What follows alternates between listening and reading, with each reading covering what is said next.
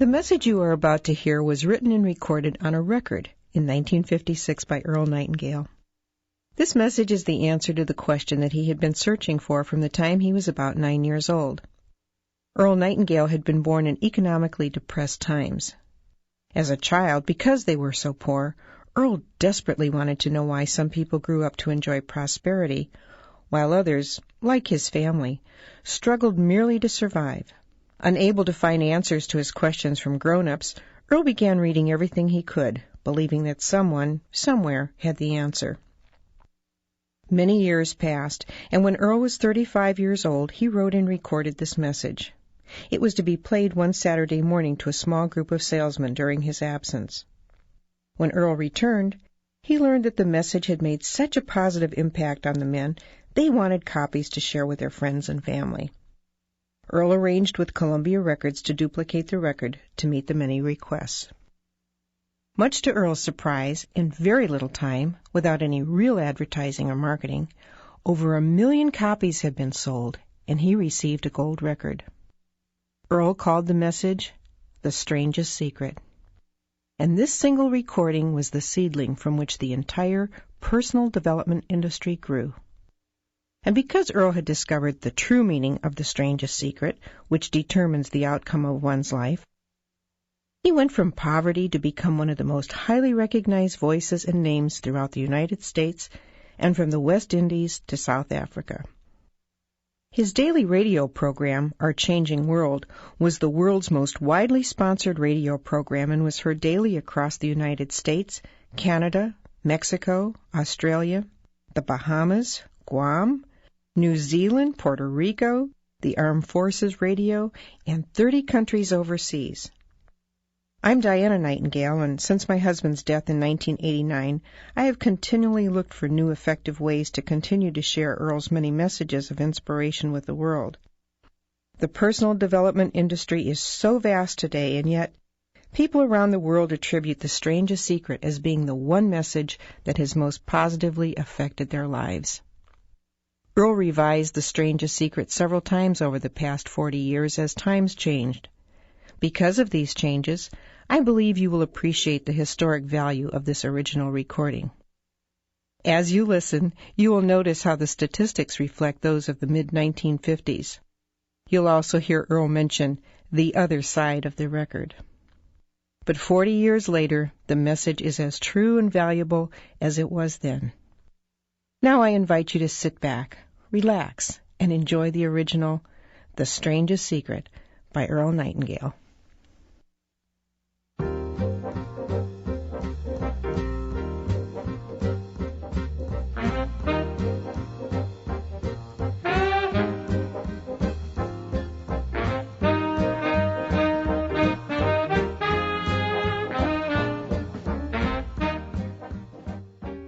I'd like to tell you about the strangest secret in the world.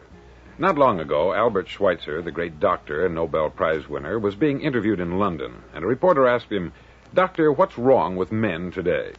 The great doctor was silent a moment, and then he said, "Men simply don't think." And it's about this that I want to talk with you. We live today in a golden age. This is an era that man has looked forward, dreamed of, and worked toward for thousands of years. But since it's here, we pretty well take it for granted.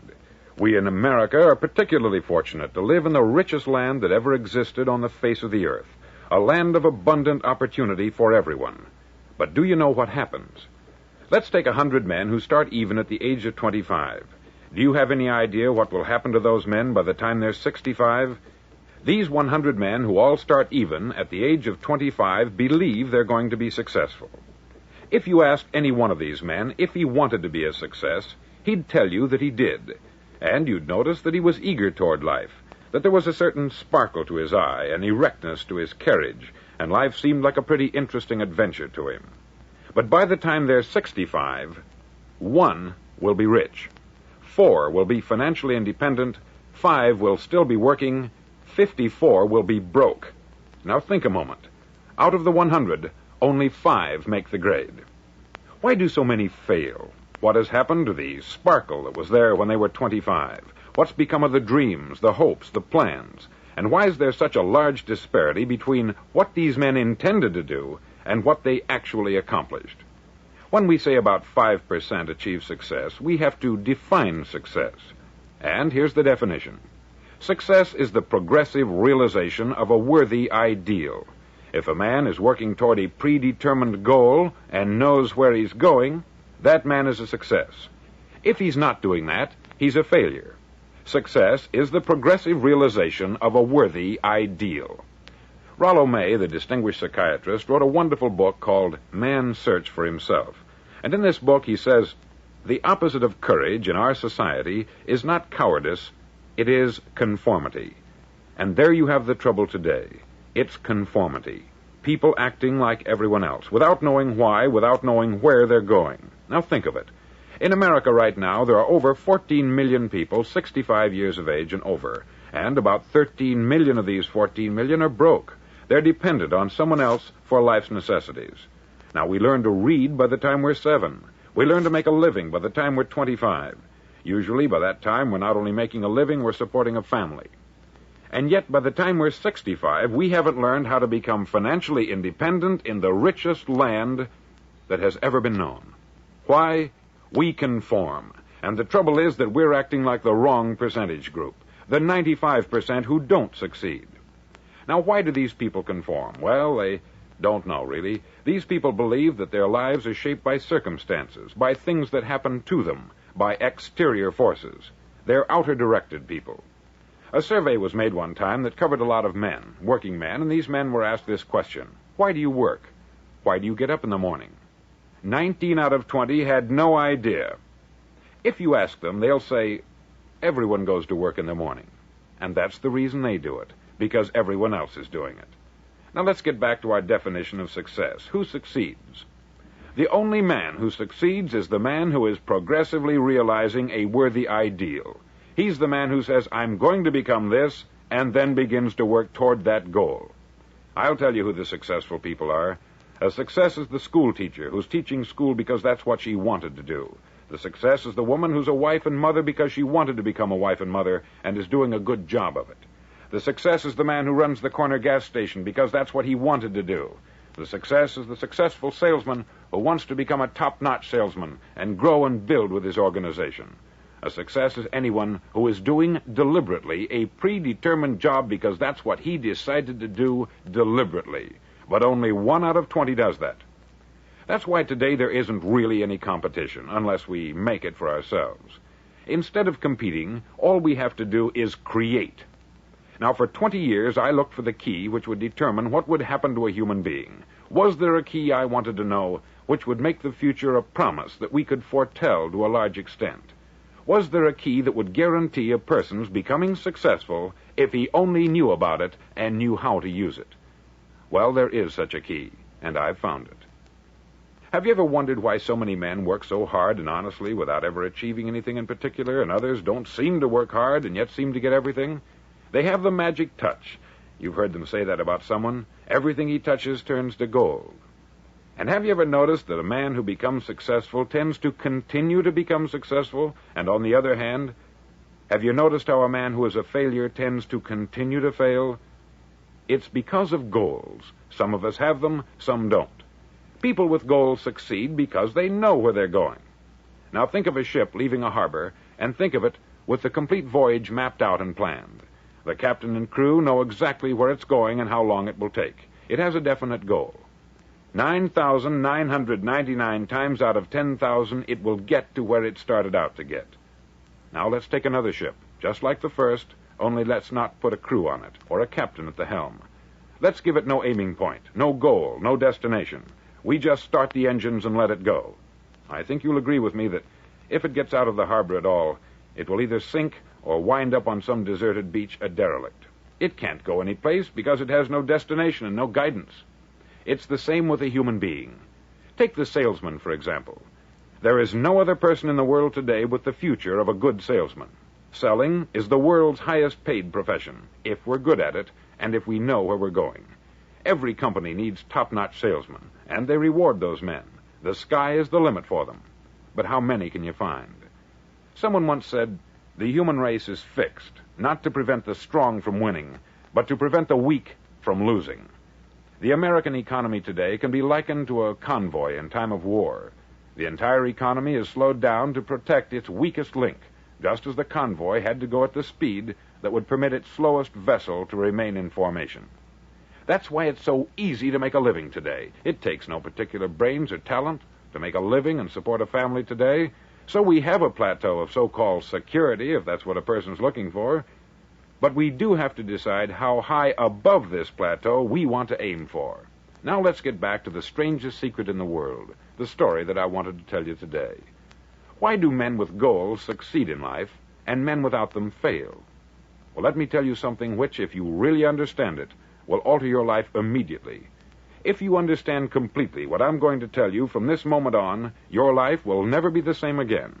You'll suddenly find that good luck just seems to be attracted to you. The things you want just seem to fall in line. And from now on, you won't have the problems, the worries, the gnawing lump of anxiety that perhaps you've experienced before. Doubt, fear, well, they'll be things of the past. Here's the key to success, and the key to failure. We become what we think about. Now let me say that again. We become what we think about. Throughout all history, the great wise men and teachers, philosophers and prophets have disagreed with one another on many different things. It is only on this one point that they are in complete and unanimous agreement. Listen to what Marcus Aurelius, the great Roman emperor, said. He said, "A man's life is what his thoughts make of it." Disraeli said this, "Everything comes if a man will only wait. I have brought myself by long meditation to the conviction that a human being with a settled purpose must accomplish it, and that nothing can resist a will that will stake even existence for its fulfillment." Ralph Waldo Emerson said this, "A man is what he thinks about all day long." William James said, "The greatest discovery of my generation is that human beings can alter their lives by altering their attitudes of mind." And he also said, "We need only in cold blood act as if the thing in question were real, and it will become infallibly real by growing into such a connection with our life that it will become real.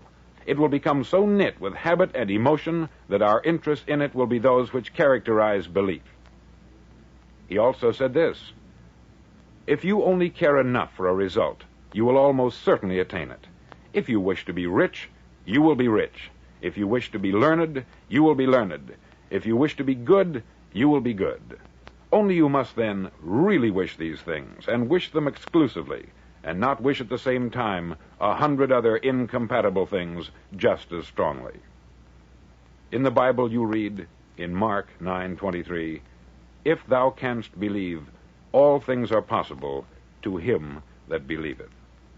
Dr. Norman Vincent Peale said this, "This is one of the greatest laws in the universe. Fervently do I wish I had discovered it as a very young man. It dawned upon me much later in life, and I've found it to be one of the greatest, if not my greatest discovery, outside of my relationship to God. And the great law, briefly and simply stated, is that if you think in negative terms, you'll get negative results. If you think in positive terms, you will achieve positive results. That is the simple fact which is at the basis of an astonishing law of prosperity and success. In 3 words, believe and succeed." William Shakespeare put it this way, "Our doubts are traitors, and make us lose the good we oft might win by fearing to attempt." George Bernard Shaw said, "People are always blaming their circumstances for what they are. I don't believe in circumstances. The people who get on in this world are the people who get up and look for the circumstances they want, and if they can't find them, make them." Well, it's pretty apparent, isn't it? And every person who discovered this, for a while believed that he was the first one to work it out. We become what we think about. Now, it stands to reason that a person who's thinking about a concrete and worthwhile goal is going to reach it, because that's what he's thinking about. And we become what we think about. Conversely, the man who has no goal, who doesn't know where he's going, and whose thoughts must therefore be thoughts of confusion and anxiety and fear and worry, becomes what he thinks about. His life becomes one of frustration, fear, anxiety, and worry. And if he thinks about nothing, he becomes nothing. Now, how does it work? Why do we become what we think about? Well, I'll tell you how it works as far as we know. Now, to do this, I want to tell you about a situation that parallels the human mind. Suppose a farmer has some land, and it's good, fertile land. Now, the land gives the farmer a choice. He may plant in that land whatever he chooses. The land doesn't care. It's up to the farmer to make the decision. Now, remember, we're comparing the human mind with the land, because the mind, like the land, doesn't care what you plant in it. It will return what you plant, but it doesn't care what you plant. Now, let's say that the farmer has two seeds in his hand. One is a seed of corn, the other is nightshade, a deadly poison. He digs two little holes in the earth, and he plants both seeds, one corn, the other nightshade. He covers up the holes, waters, and takes care of the land, and what will happen? Invariably, the land will return what is planted. As it's written in the Bible, as ye sow, so shall ye reap. Remember, the land doesn't care. It will return poison in just as wonderful abundance as it will corn. So up come the two plants, one corn, one poison. Now, the human mind is far more fertile, far more incredible and mysterious than the land, but it works the same way. It doesn't care what we plant. Success, failure. A concrete, worthwhile goal, or confusion, misunderstanding, fear, anxiety, and so on. But what we plant, it will return to us. You see, the human mind is the last great unexplored continent on the earth. It contains riches beyond our wildest dreams. It will return anything we want to plant. Now, you might say, well, if that's true, why don't people use their minds more? Well, I think they've figured out an answer to that, too. Our mind comes as standard equipment at birth. It's free, and things that are given to us for nothing we place little value on. Things that we pay money for, we value. The paradox is that exactly the reverse is true. Everything that's really worthwhile in life came to us free. Our mind, our soul, our body, our hopes, our dreams, our ambitions, our intelligence, our love of family and children and friends. All these priceless possessions are free, but the things that cost us money are actually very cheap and can be replaced at any time. A good man can be completely wiped out and make another fortune. He can do that several times. Even if our home burns down, we can rebuild it, but the things we got for nothing, we can never replace. The human mind isn't used merely because we take it for granted. Familiarity breeds contempt. It can do any kind of job we assign to it, but generally speaking, we use it for little jobs instead of big, important ones. Universities have proved that most of us are operating on about 10% of our abilities. Decide now, what is it you want? Plant your goal in your mind. It's the most important decision you'll ever make in your entire life. Do you want to be an outstanding salesman, a better worker at your particular job? Do you want to go places in your company, in your community? All you've got to do is plant that seed in your mind. Care for it. Work steadily toward your goal, and it will become a reality. It not only will, there's no way that it cannot. You see, that is a law, like the laws of Sir Isaac Newton, the laws of gravity. If you get on top of a building and jump off, you'll always go down. You'll never go up. And it's the same with all the other laws of nature. They always work. They're inflexible. Think about your goal in a relaxed, positive way. Picture yourself in your mind's eye as having already achieved this goal. See yourself doing the things you will be doing when you've reached your goal. Ours has been called the phenobarbital age, the age of ulcers and nervous breakdowns. At a time when medical research has raised us to a new plateau of good health and longevity, far too many of us worry ourselves into an early grave trying to cope with things in our own little personal ways, without learning a few great laws that will take care of everything for us. These things we bring on ourselves through our habitual way of thinking. Every one of us is the sum total of his own thoughts. He is where he is because that is exactly where he really wants to be, whether he'll admit that or not. Each of us must live off the fruit of his thoughts in the future, because what you think today and tomorrow, next month and next year, will mold your life and determine your future. You're guided by your mind. I remember one time I was driving through Arizona, and I saw one of those giant earth-moving machines roaring along the road at about 35 miles an hour with what looked like 20 tons of dirt in it, a tremendous, incredible machine, and there was a little man perched way up on top with the wheel in his hands guiding it. And as I drove along, I was struck by the similarity of that machine to the human mind. Just suppose you're sitting at the controls of such a vast source of energy. Are you going to sit back and fold your arms and let it run itself into a ditch? Or are you going to keep both hands firmly on the wheel and control and direct this power to a specific, worthwhile purpose? It's up to you. You're in the driver's seat. You see, the very law that gives us success is a two-edged sword. We must control our thinking. The same rule that can lead a man to a life of success, wealth, happiness, and all the things he's ever dreamed of for himself and his family, that very same law can lead him into the gutter. It's all in how he uses it, for good or for bad. This is the strangest secret in the world. Now, why do I say it's strange, and why do I call it a secret? Actually, it isn't a secret at all. It was first promulgated by some of the earliest wise men, and it appears again and again throughout the Bible. But very few people have learned it, understand it. That's why it's strange, and why, for some equally strange reason, it virtually remains a secret. I believe that you could go out and walk down the main street of your town and ask one man after another what the secret of success is, and you probably wouldn't run into one man in a month who could tell you. Now, this information is enormously valuable to us if we really understand it and apply it. It's valuable to us not only for our own lives, but the lives of those around us, our family, employees, associates, and friends. Life should be an exciting adventure. It should never be a bore. A man should live fully, be alive. He should be glad to get out of bed in the morning. He should be doing a job he likes to do because he does it well. One time I heard Grove Patterson make a speech, the editor-in-chief of the Toledo Daily Blade, and as he concluded his speech, he said something that I've never forgotten. He said something like this: "My years in the newspaper business have convinced me of several things, among them that people are basically good, and that we came from someplace, and we're going someplace. So we should make our time here an exciting adventure. The architect of the universe didn't build a stairway leading nowhere. And the greatest teacher of all, the carpenter from the plains of Galilee, gave us the secret time and time again. As ye believe, so shall it be done unto you."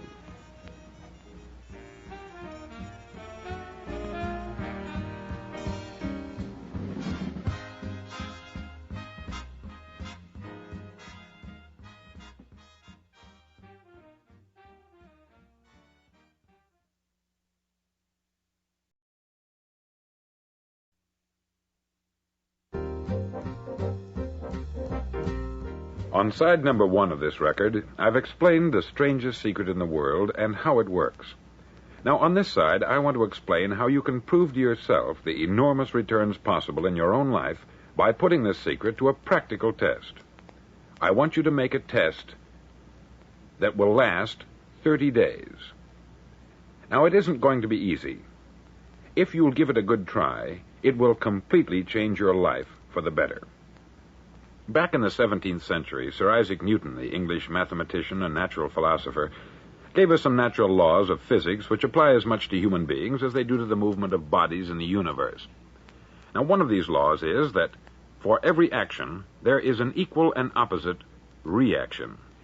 Simply stated, as it applies to you and me, it means we can achieve nothing without paying the price. The results of your 30-day experiment will be in direct proportion to the effort you put forth. To be a doctor, you must pay the price of long years of difficult study. To be successful in selling, and remember that each of us succeeds to the extent of his ability to sell, selling our families on our ideas, selling education in schools, selling our children on the advantages of living the good and honest life, selling our associates and employees on the importance of being exceptional people, to, of course, the profession of selling itself. But to be successful in selling our way to the good life, we must be willing to pay the price. Now, what is that price? Well, it's many things. First, it's understanding emotionally, as well as intellectually, that we literally become what we think about, that we must control our thoughts if we're to control our lives. It's understanding fully that, as ye sow, so shall ye reap. Secondly, it's cutting away all the fetters from the mind and permitting it to soar as it was divinely designed to do. It's the realization that your limitations are self-imposed and that the opportunities for you today are enormous beyond belief. It's rising above narrow-minded pettiness and prejudice. Thirdly, to use all your courage to force yourself to think positively on your own problem, to set a definite and clearly defined goal for yourself, to let your marvelous mind think about your goal from all possible angles, to let your imagination speculate freely upon many different possible solutions, to refuse to believe there are any circumstances sufficiently strong to defeat you in the accomplishment of your purpose, to act promptly and decisively when your course is clear, and to keep constantly aware of the fact that you are, at this moment, standing in the middle of your own acre of diamonds, as Russell Conwell used to point out. Fourth, save at least 10% of what you earn. It's also remembering that no matter what your present job, it has enormous possibilities if you're willing to pay the price. Now let's just go over the important points in the price each of us must pay to achieve the wonderful life that can be ours. It is, of course, worth any price. 1, you will become what you think about. 2, remember the word imagination. Let your mind soar. 3, courage. Concentrate on your goal every day. 4, save 10% of what you earn. And action. Ideas are worthless unless we act on them. Now I'll try to outline the 30-day test I want you to make. Now keep in mind that you have nothing to lose by making this test, and everything you could possibly want to gain. There are 2 things that may be said of everyone. Each of us wants something, and each of us is afraid of something. I want you to write on a card what it is you want more than anything else. It may be more money.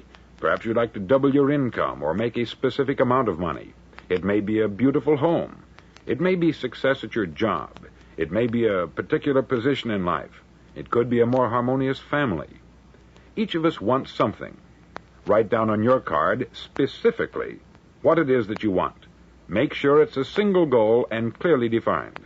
You needn't show it to anyone, but carry it with you so that you can look at it several times a day.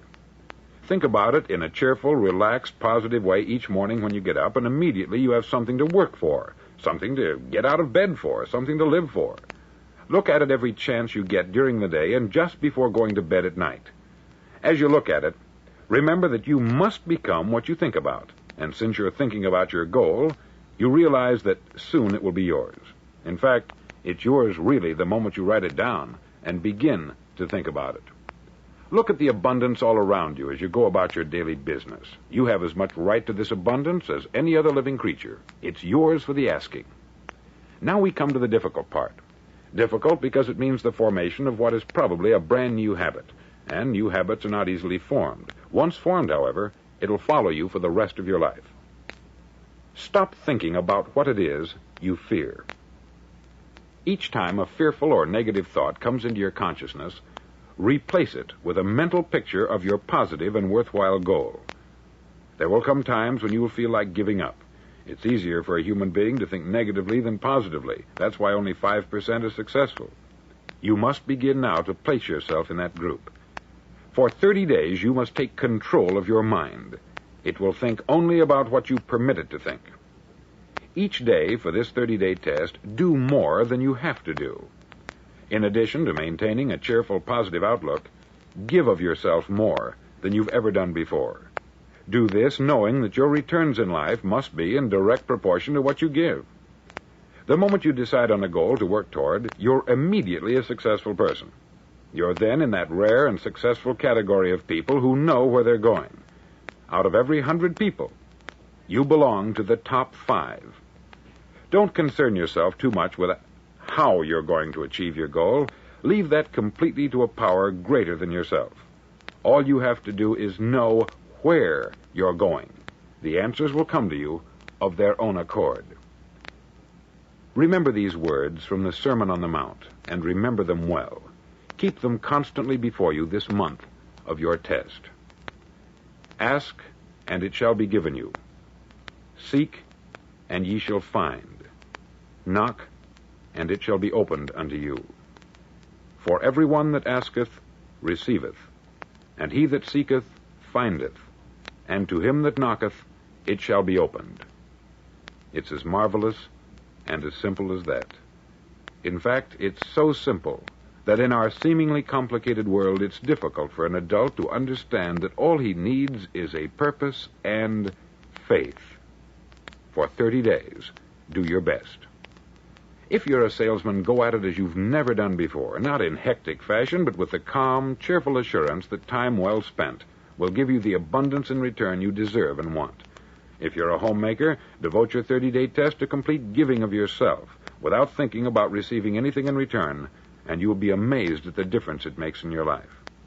No matter what your job, do it as you've never done it before for 30 days. And if you've kept your goal before you every day, you'll wonder and marvel at this new life you've found. Dorothea Brand, outstanding editor and writer, discovered it for herself and tells about it in her fine book, Wake Up and Live. Her entire philosophy is reduced to the words, act as though it were impossible to fail. She made her own test with sincerity and faith, and her entire life was changed to one of overwhelming success. Now you make your test for 30 full days. Don't start your test until you've made up your mind to stick with it. You see, by being persistent, you're demonstrating faith. Persistence is simply another word for faith. If you didn't have faith, you would never persist.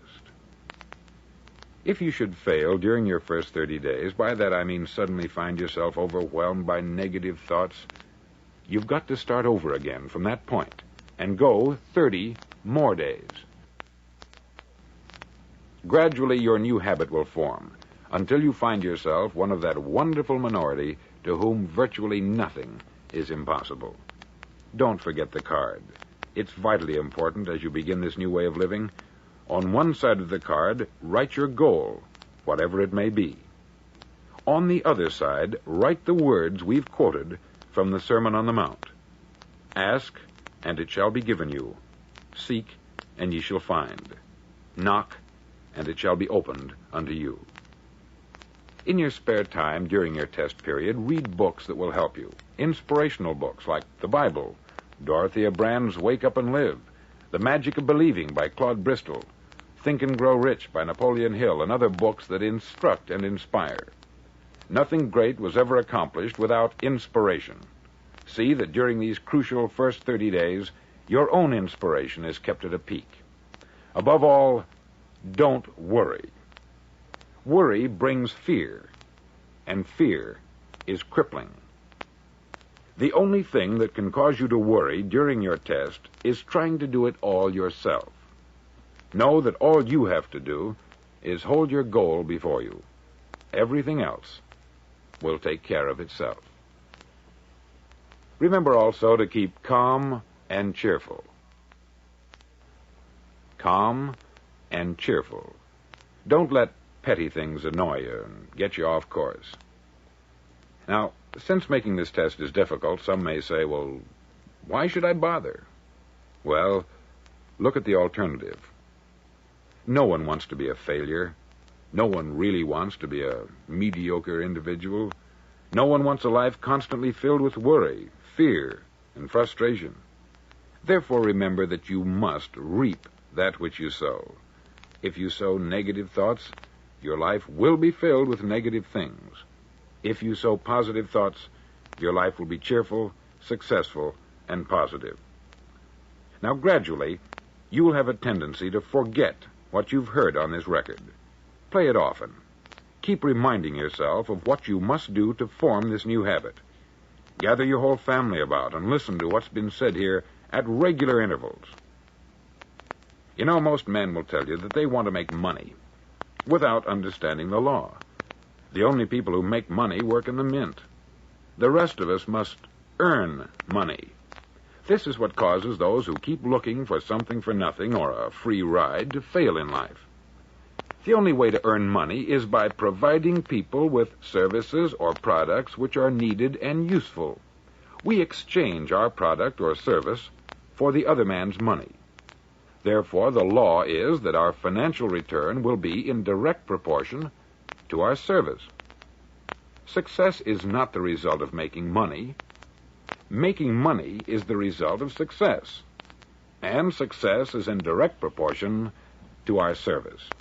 Most people have this law backwards. They believe that you're successful if you earn a lot of money. The truth is that you can only earn money after you're successful.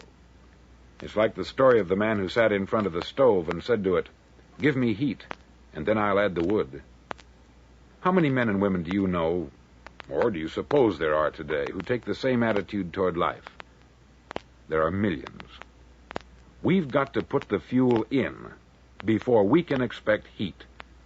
Likewise, we've got to be of service first before we can expect money. Don't concern yourself with the money.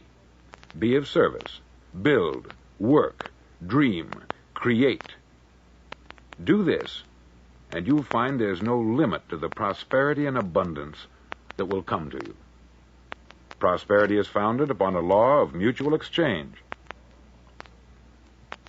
Any person who contributes to prosperity must prosper in turn himself. Sometimes the return will not come from those you serve, but it must come to you from someplace, for that is the law. For every action, there is an equal and opposite reaction. As you go daily through your 30-day test period, remember that your success will always be measured by the quality and quantity of service you render, and money is a yardstick for measuring this service. No man can get rich himself unless he enriches others. There are no exceptions to a law. You can drive down any street in America and from your car estimate the service that's being rendered by the people living on that street. Had you ever thought of this yardstick before? It's interesting. Some, like ministers and priests and other devoted people, measure their returns in the realm of the spiritual, but again, their returns are equal to their service. Once this law is fully understood, any thinking person can tell his own fortune. If he wants more, he must be of more service to those from whom he receives his return. If he wants less, he has only to reduce this service. This is the price you must pay for what you want. If you believe you can enrich yourself by deluding others, you can only end by deluding yourself. Just as surely as you breathe, you'll get back what you put out. Don't ever make the mistake of thinking you can avert this. It's impossible. The prisons and the streets where the lonely walk are filled with people who tried to make new laws just for themselves. We may avoid the laws of man, but there are greater laws that cannot be broken. An outstanding medical doctor recently pointed out 6 steps that will help you realize success. 1, set yourself a definite goal. 2, quit running yourself down. 3, stop thinking of all the reasons why you cannot be successful, and instead think of all the reasons why you can. 4, trace your attitudes back through your childhood and try to discover where you first got the idea you couldn't be a success, if that's the way you've been thinking. 5, change the image you have of yourself by writing out a description of the person you would like to be. And 6, act the part of the successful person you have decided to become. The doctor who wrote those words is a noted West Coast psychiatrist, David Harold Fink, M.D. Do what all the experts since the dawn of recorded history have told you you must do. Pay the price by becoming the person you want to become. It's not nearly as difficult as living unsuccessfully. Make your 30-day test. Then repeat it. Then repeat it again. Each time it will become more a part of you until you'll wonder how you could ever have lived any other way. Live this new way, and the floodgates of abundance will open and pour over you more riches than you may have dreamed existed.